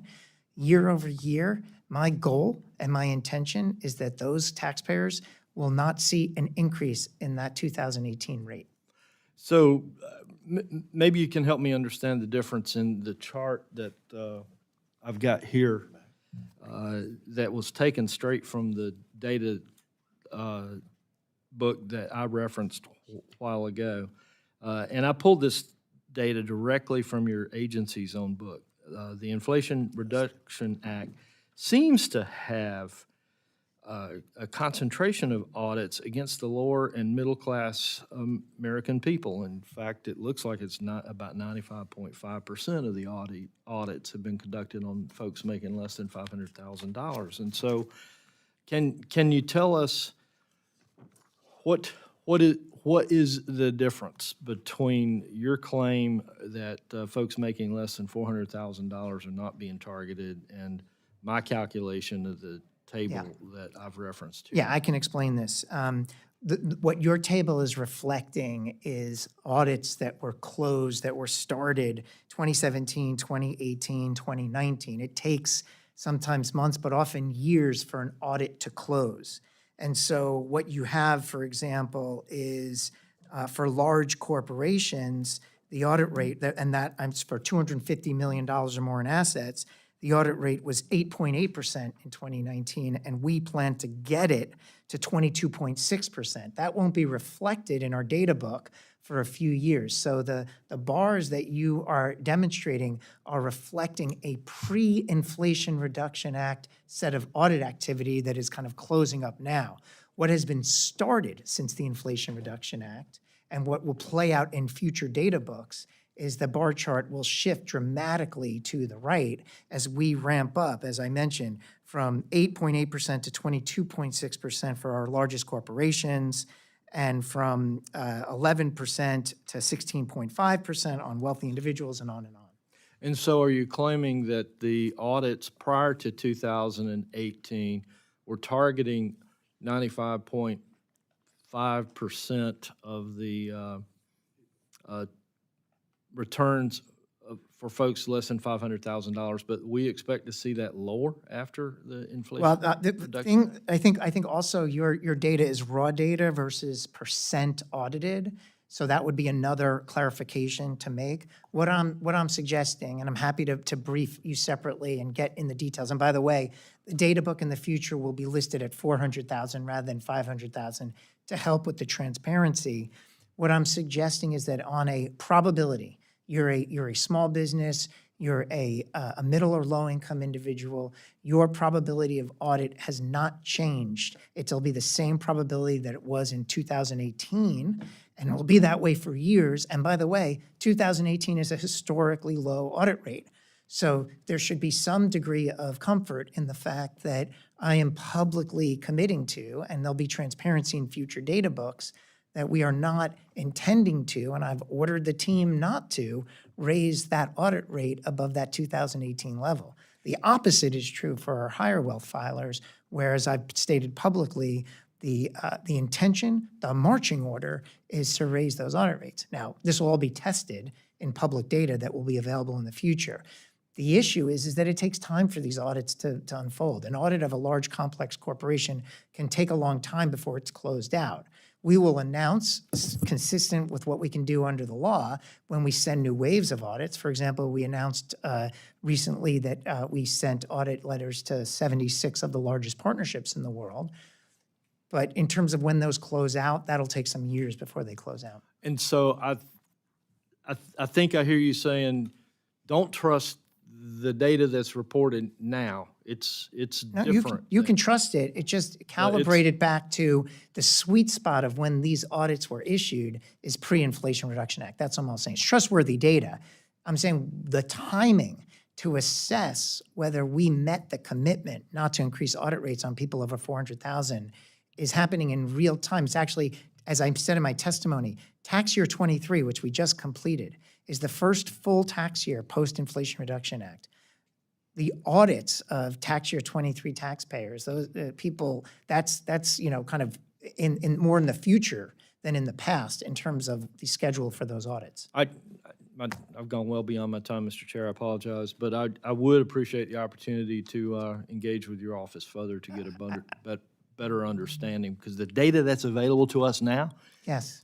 Says something materially different than what we're hearing would be the implications for folks making less than 400,000. I will be responsive to Congressman Carl, and I will be responsive to you and get you what you need.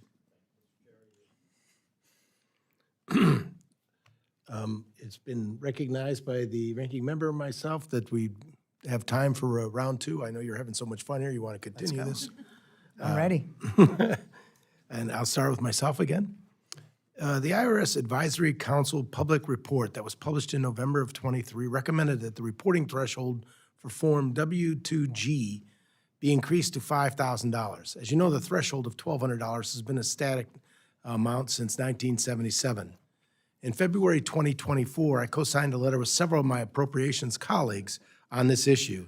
What consideration, Commissioner, have you been given to update the W-2G threshold in accordance with the recommendation of the IRS Advisory Committee? Yeah, I'm aware of this issue, Congressman. I think it's very valuable when we get input from the taxpaying community and from our advisory council on when thresholds may be out of date.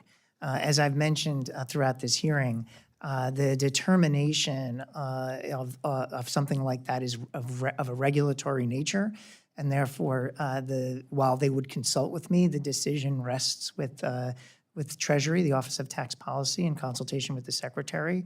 I know that this particular recommendation is under serious consideration, and I can certainly provide you a more detailed update following this hearing. That'd be great, sir. Another interest I have is in cannabis. Yes. And trying to set some regulatory guidelines and fairness there. And when Treasury Secretary Yellen and OMB Director Young testified before the subcommittee in March, we discussed access for cannabis banking. And just last week, this administration announced its plan to recommend reclassifying cannabis from a Schedule I to a Schedule III substance. Today, legal cannabis businesses are unable to utilize the banking system and are barred from certain tax exemptions, forcing businesses to hire armored vehicles to transport their cash to make tax payments to the IRS as well as local offices, creating both logistical and security issues for all involved.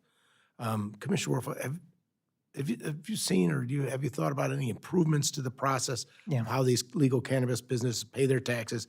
And what are your recommendations to create a safer and less burdensome payment process for these businesses?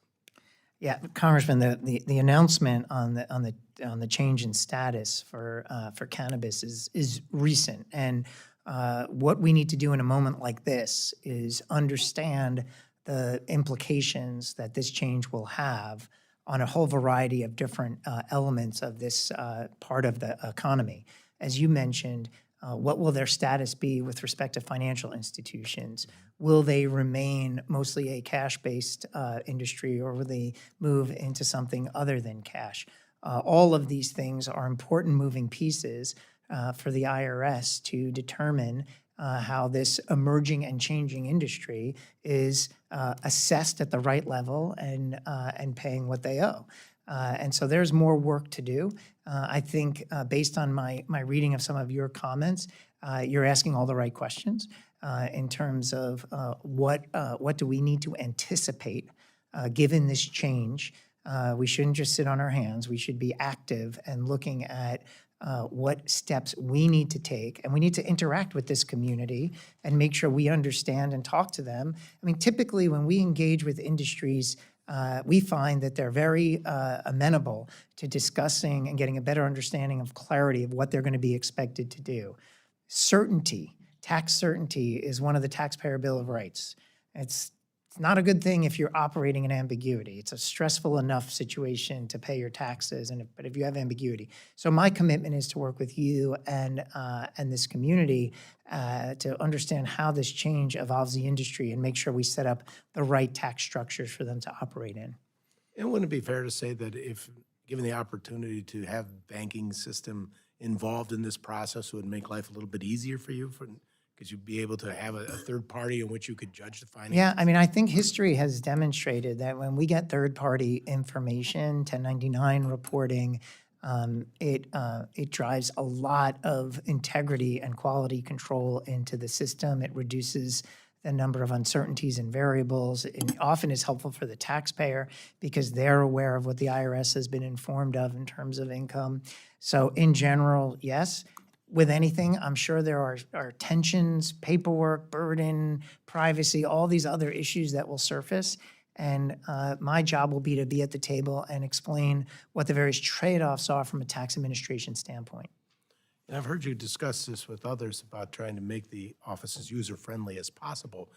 Do you know what, if any, resources are available to legal cannabis business to help navigate their payment and reporting compliance?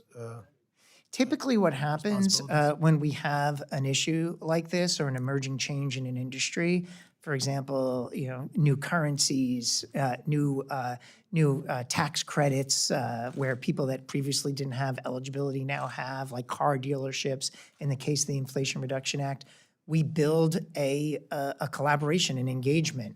Sometimes we can do FAQs, sometimes we can hold webinars or roundtables. It seems like this is a material change and that's going to impact this industry and likely will warrant that we start building that type of stakeholder engagement. Great, thank you. I've exceeded my time. Now I would refer to Ranking Member Hoyer. I'll be glad to yield the chairman as much time as he wants to consume. First of all, Mr. Commissioner, you were appointed by Donald Trump. Is that accurate? No, Pardon? no, I was not appointed by Donald Trump. I was appointed by President Biden. Okay, excuse me. I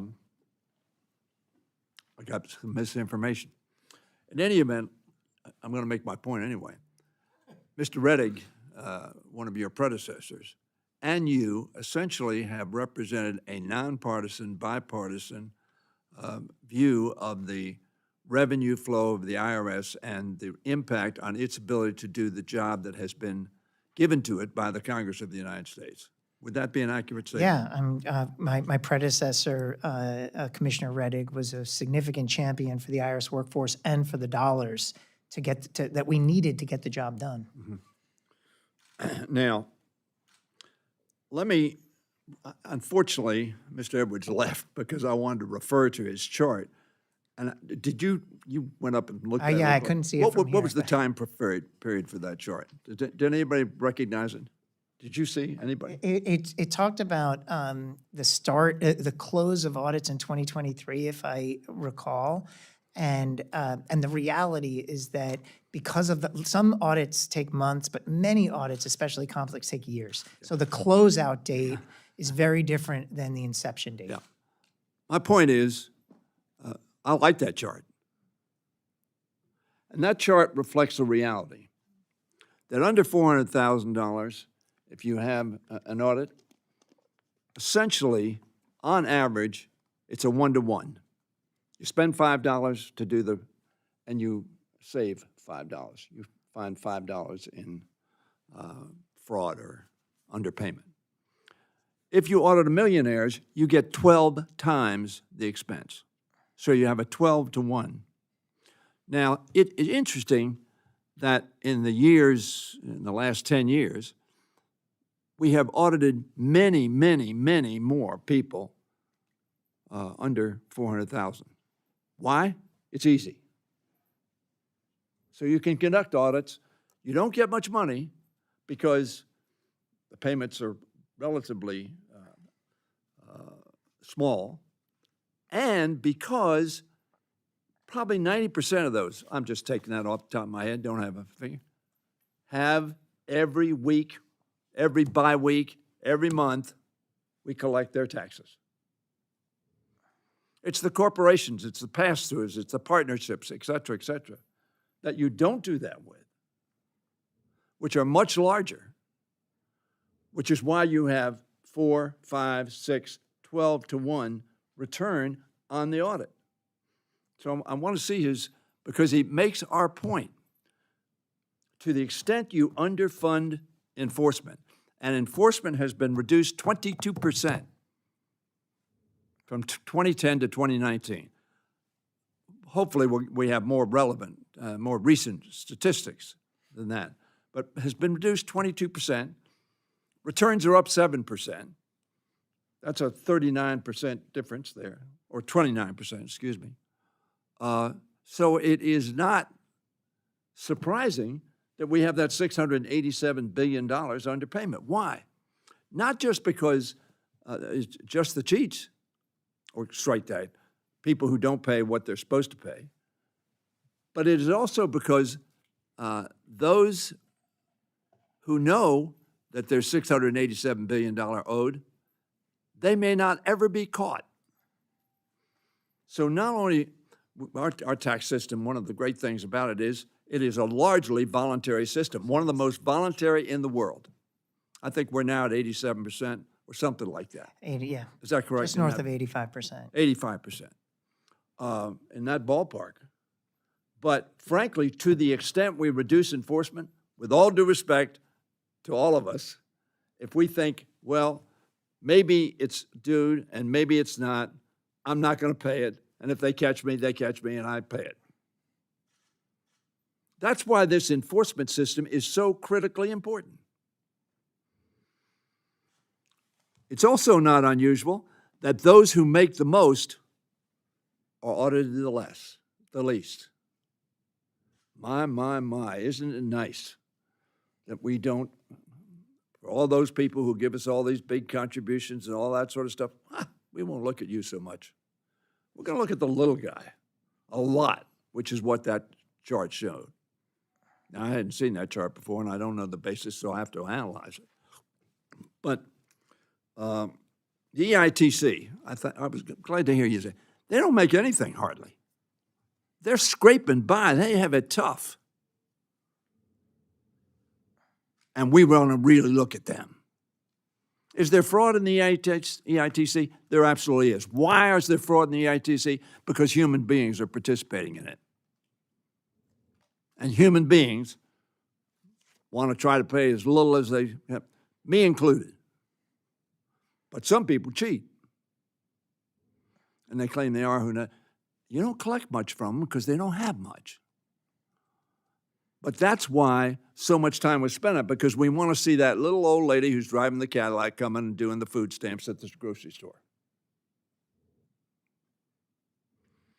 So, Mr. Chairman, it concerns me that when people who are making a lot of money, and very frankly, I don't know the statistics on Ms. Delauro's corporations, but if 41 corporations are paying no taxes, my presumption is they're probably doing that legally. And we make the rules, but we complain about it. But if we make the rules and they're following the rules, they don't pay taxes, God bless them. They got smart accountants, smart lawyers. God bless, I hear that, my colleagues say that all the time. I say, okay, did they go to jail? No. Well, then they're obeying the law, our law. And if you don't like the fact they're not paying any, don't let them have the deductions or the look-backs or whatever that they're taking. I know I've taken a longer time, but this is a critical issue for defense, for national security. Because that's how we pay for national security. For domestic security, because that's how we pay for it. That's how we pay for the administration of all the government through Mr. Werfel's and his colleagues' efforts. And we need to come to grips with establishing a system where we don't have, forget about what the figure is. Let's say it's only $400 billion. Let's say we're over extrapolating it by $250 billion. If we have a deficit, we need to be collecting everything that is owing, not a nickel more. And on the 400,000 people on the taxes, on the property tax, very frankly, and I come from a high property tax state. Maryland's a rich state. But very frankly, on property taxes, you buy a $2 million home and somebody down the road can't afford a $50,000 home, you want them to subsidize your real estate. Now, that wouldn't be popular in my district, Mr. Chairman. I know that. It's not popular, but I take that position. Because they want the federal government to subsidize what Ms. Doris said they voted for their schools and whatever. God bless them. But don't then look around at the Maryland taxpayer or the Kansas or Iowa taxpayer or even the Ohio taxpayer to subsidize what they decided to spend money on through their property taxes. That won't be popular in my district, but that's the way it is. Mr. Werfel, thank you very much. Thank you. You got a tough job. We're going to have a markup, and I'm going to work very hard to get the money that we need as Americans, not you, not the IRS employee. We need as Americans to fund a tax system that is fair, which means that everybody pays their fair share. Thank you very much, Mr. Chairman. You're welcome, Ranking Member Hoyer. And now we recognize Mrs. Henson. Thank you, Mr. Chairman. Just a brief question, Commissioner.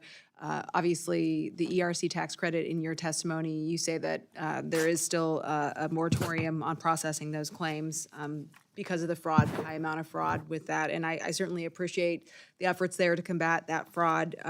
But I am working with a lot of concerned business owners who have those claims pending, and those are refunds that they are rightfully owed. Some of them, some of these pending cases are worth hundreds of thousands of dollars, so you can imagine when things are tight, it's the difference between what they were planning to do and grow their business and maybe add some jobs or wait on those dollars. So what is the agency's expected timeline, Commissioner, to continue processing those ERC claims?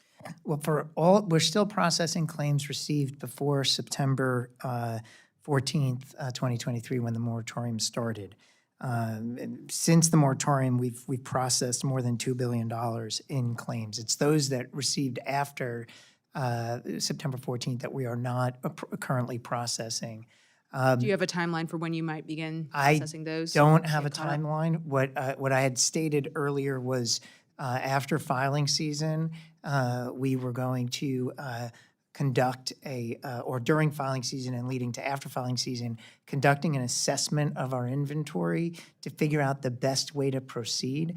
Unfortunately, Congresswoman, there is a lot of ineligible claims in our inventory. And who is suffering for that?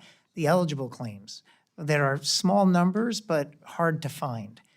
One of the things that we are doing, and I urge your constituents that may be waiting, we are working with our taxpayer advocate to move to the front of the line hardship cases anything that has become more urgent, if you believe you're truly eligible. But we've been also urging a lot of taxpayers who may know they're ineligible to withdraw. And we've had almost $400 million in withdrawals since we announced the moratorium. And then we've had voluntary disclosures for those that received the payments and that they knew they were received in error. And that we have 777 million in people who have voluntarily come to us and returned the ineligible credit. Right, and some of those issues were with outside companies. I know that we're also involved in Yes, processing but to get that, to your question, I want to work to make sure that those that have the most urgent need, while we're continuing to sort through what is a very challenging situation, that we address those quickly. Are you paying interest out on those claims then? We're required to, yes. Okay, and do you know what the expected cost is? Because obviously, when we look about giving you more money, we want to make sure that you're as efficient as possible and driving those costs The down. cost of the interest? Yeah. It is largely offset by the cost that we save by holding on to the claim longer. So it ends up being budget neutral, the interest cost. I can give you more data on that. Well, certainly would encourage you not to, hold back as many of these claims as possible. I'm We not, need to get them that's not paid the out. intention. Nope, The intention absolutely. is to find the eligible ones and process them as quickly as possible. All right, thank you. I yield back, Mr. Chair. Thank you, Ms. Simpson. Mr. Cloud? Thank you once again, and I have, I think, what is a little more technical, some questions. Okay. In January, the IRS announced that the total amount of recoveries from wealthy individuals as a result of the IRA funding was $520 million, and that's about 5% of the $10 billion increase of revenue that CBO projected for FY '23 and '24. Now, part of that, I think, has a huge part to do with CBO's penchant to overinflate the benefits and inflate the cost of anything we're evaluating. I would guess, say, if we had more help, more people, and more time, we could probably get that done. But going back to the issue on the teleworking that we touched on briefly, I wanted to ask you very specifically, earlier this year, you set a goal for employees to be in the office back to just 50% of the time in May. How many days per pay period do you require your DC-based managers, employers covered by collective bargaining agreements to be physically in the office? Well, it's half. So if there's 10 days in a pay period, it would be 5 days. And so it's, and let me also offer that what we are requiring is consistency with the government-wide standard issued by the Office of Management and Budget. Part of what we have to evaluate with respect to telework is a couple of things. Are we achieving our productivity goals? And we had a very strong filing season, so in many ways, a lot of our productivity goals were achieved. We have to stay competitive in the labor market, and we want to make sure that we're providing good flexibility versus what other employers might provide, and we want to meet the government-wide standard. So there's a lot to balance here. Yeah, well, I mean, we're talking with OMB about the government-wide standard because, of enough. course, these teleworking practices were put in under COVID, meant to be temporary, and coming out of COVID, they've been made permanent. Now, from a business perspective, when you're making this decision, you're thinking, okay, I'm going to take probably a short hit, somewhat of a hit in productivity from working at home, but hey, we don't have the facility usage, so there's savings there. Can you submit to us what savings we've been able to gather? I mean, are there offices you've been able to close down, maintenance? Believe it or not, it's mixed. In some locations, we have space issues because people are shifting to smaller telework footprints over time and working on site. In some cases, we have excess real estate, and we're working to offload that real estate. It's not always the case that you lose productivity when people are working off-site. It just depends on the situation. A lot of it depends on the individual, right? And the situation. The IRS has committed significant resources to ensuring taxpayers who navigate the 7,000-page tax code pay the proper amount, which they should. That's the job. But we were talking about the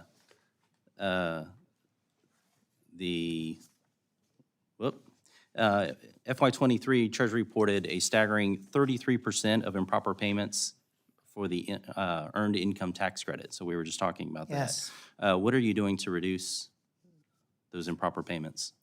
Yeah, this is a really important point because it is that, that high improper payment rate that, that I believe led to the large number of audits in this program.